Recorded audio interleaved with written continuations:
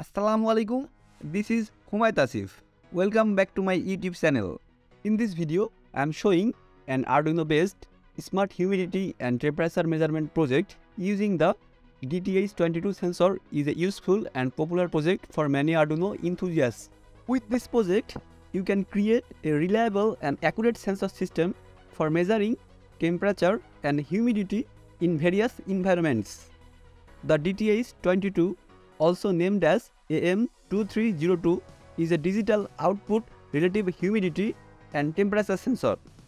It uses a capacitive humidity sensor and a thermistor to measure the surrounding air and sends a digital signal on the data pin.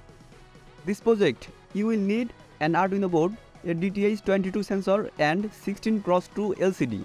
The DHT11 sensor measures both temperature and humidity and sends the data to the Arduino board, which then processes the data and displays the reading on an LCD screen or a computer screen. This project is useful for monitoring the temperature and humidity in various environments such as indoor spaces, greenhouses, and storage areas.